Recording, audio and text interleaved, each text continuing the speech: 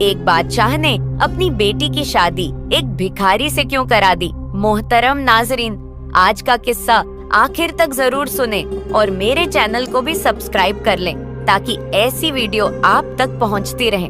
अस्सलामु अलैकुम नाजरीन, बहुत साल पहले की बात है। एक बादशाह था जिसकी एक बहुत ही खूबसूरत बेटी थी। वो लड़की अपनी खूबसूरती और दौलत की वजह से बहुत ही घमंडी हो गई थी। कहीं से भी उसकी शादी के लिए रिश्ता आता तो वो उसे ठुकरा देती थी और उसका खूब मजाक बनाती थी।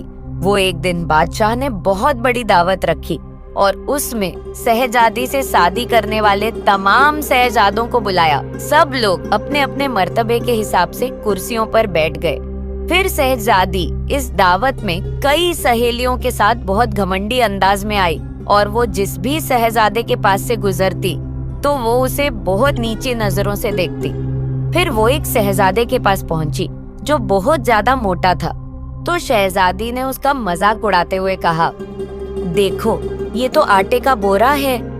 जब दूसरे शहजादे के पास पहुंची तो कहा कि ये तो कोई खंभा है और जब तीसरे शहजादे के पास गई तो कहा ये तो सफेद चूहा है। इसी तरह शहजादी हर शहजादे की बेइज्जती करती रही, लेकिन एक शहजादे को तो देखकर उसे बहुत हंसी आई क्योंकि उसने दाढ़ी रखी हुई थी। शहजादी ने उसका मजाक उड़ाते हुए कहा कि जरा देखो तो इसने कैसे अपने चेहरे पर घास फूस उगा रखा है। बादशाह ने जब ये देखा कि कैसे मेरी बेटी मेहमानों का मजाक उड़ा रही है तो बादशाह को बहुत गुस्सा आया और उसने ये भरे दरबार में ऐलान कर दिया कि शहजादे पसंद करे या न करे, लेकिन मैं इसकी शादी किसी गरीब या फकीर से करवाऊंगा। इस ऐलान के बाद तमाम लोग वहाँ से चले गए। फिर कुछ देर बाद वहाँ एक भिखारी आया जो गली मोहल्ले में गाने गाया करता था। फिर वो शाही महल के खिड़की के पास बैठकर गाना गाने लगा। जब बादशाह ने उसकी आवाज सुनी तो उसने अपने नौकर से कहा कि उसको यहाँ बुलाकर लाओ। तो नौकर फटे पुराने कपड़े वाले उस भिखारी को अंदर बुलाकर ले आया। फिर उस भिखारी ने शहजादी के सामने बहुत अच्छा एक गाना गाया और फिर बादशाह से इनाम मांगा। तो बादशाह ने कहा, तुमने बहुत अच्छा गाना गाया है, मैं तुम्हें बहुत अच्छा इनाम दूंगा। मैं अपनी बेटी की शादी तुमसे करवाऊंगा। शहजादी ने जब ये सुना तो वो हैरान हो गई।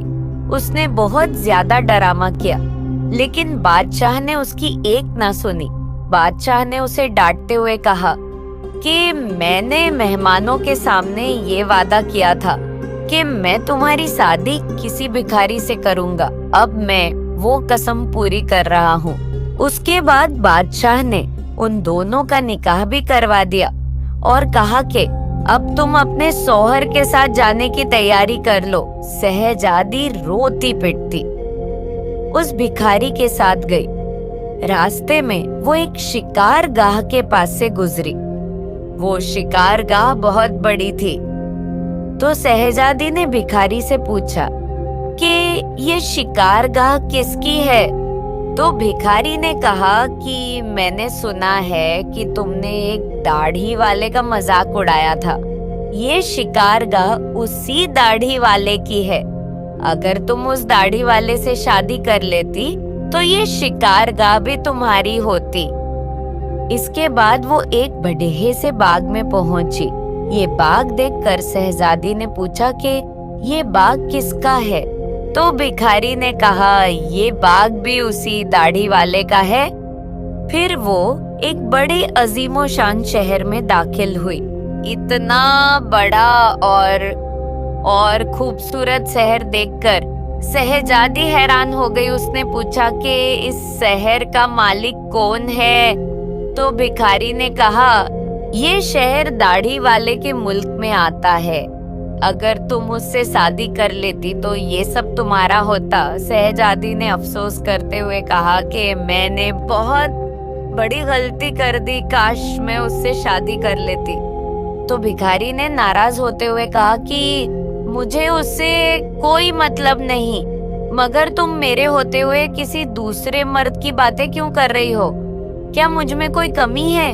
इसके बाद वो एक छोटी सी झोपड़ी के पास पहुंचे तो शहजादी ने कहा कि कैसी बेकार और छोटी सी झोपड़ी है। तो भिखारी बोला कि ये मेरा घर है और यही वो जगह है जहां हमें जिंदगी गुजारनी है। तो शहजादी बोली कि तुम्हारा नौकर कहाँ है? तो भिखारी बोला कि हमें नौकरों से क्या काम, तुम हर काम कर सकती हो। चलो अब तुम आग जलाओ और मेरे लिए खाना बनाओ, मैं बहुत थक चुका हूँ। लेकिन शहजादी को खाना पकाना नहीं आता था तो भिखारी ने उसकी मदद की। फिर कुछ देर बाद उन्होंने उल्टा सीधा खाना पकाकर खा लिया और सो गए। दूसरे दिन उसे भिखारी ने जगाया और घर का काम करने को कहा। शहजादी पूरा दिन काम करती रही और ऊपर से भिखारी की डांट भी सुनती रही। किसी तरह से उन्होंने कुछ दिन गुजार लिए। एक दिन भिखारी ने कहा कि मैंने जो कुछ कमाया था वो सब अब खत्म हो चुका है। अब कमाने की बारी तुम्हारी है। मैं तुम्हें लकड़ी लाकर देता हूँ, तुम उससे टोकरियां बुन लेना। ये कहकर वो जंगल में गया और टोकरी के लिए लकड़ी काट कर ले आया। शहजादी ने टोकरी बनानी शुरू कर दी। उसने पहले कभी इस तरह का मेहनत वाला काम नहीं किया था, इसलिए उसकी उंगलियां जख्मी हो गई और उनमें से खून निकलने लगा। ये देखकर उसके शौहर ने कहा कि तुम ये काम नहीं कर सकती, मैं तुम्हें धागे लाकर देता हूँ, तुम उससे कपड़े बुन लेना। लेकिन वो ये भी ना कर सकी।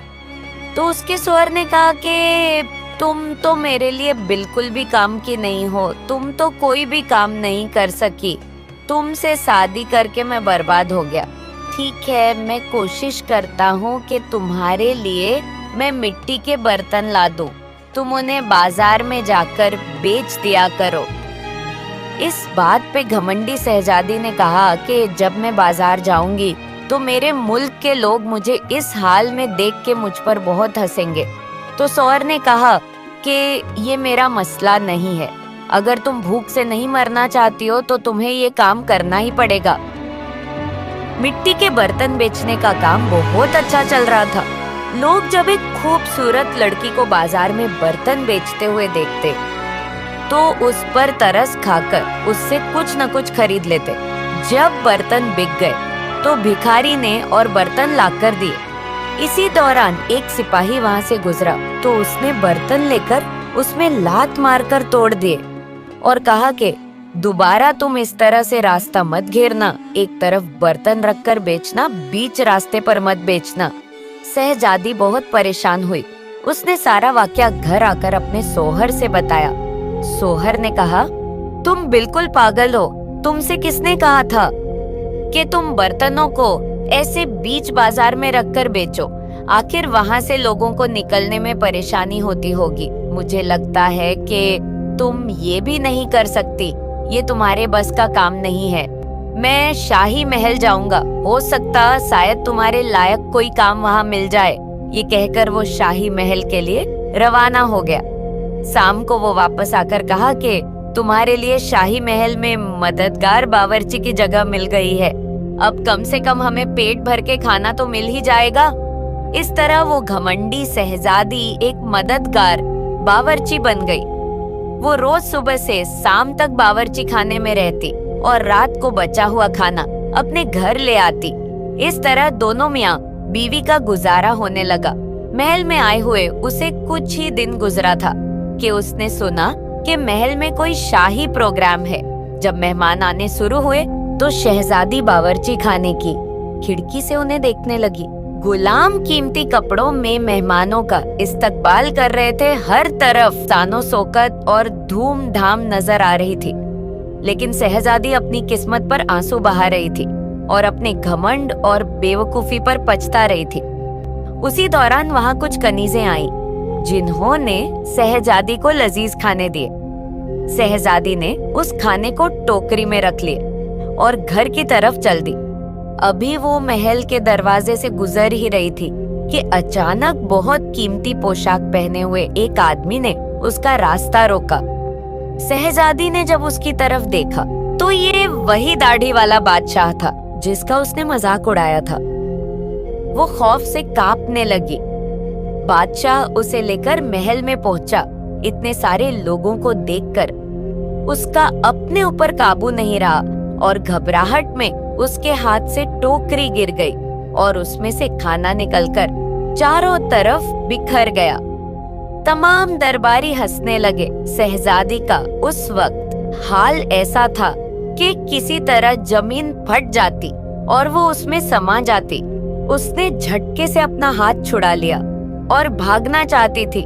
फिर बादशाह ने उसे दोबारा पकड़ लिया और नरमी से बोला कि डरो मत, क्या तुम मुझे नहीं पहचानती हो? मैं वही भिखारी हूँ जो तुम्हारे साथ झोपड़ी में रहता था और मैं वही सिपाही हूँ जिसने तुम्हारे बर्तन तोड़े थे। ये सब कुछ मैंने तुम्हारे लिए इसलिए किया क्योंकि मैं तुम्हें पसंद करता था और तुमसे शादी करना चाहता था। अब तुम्हारे घमंड का इलाज हो चुका है। मैं वही भिखारी हूँ जिसके साथ तुम रहा करती थी। अब तुम्हें अच्छा सबक मिल गया है। पिछली बातों को भूल जाओ और देखो हमारी शादी की तैयारियां हो रही हैं।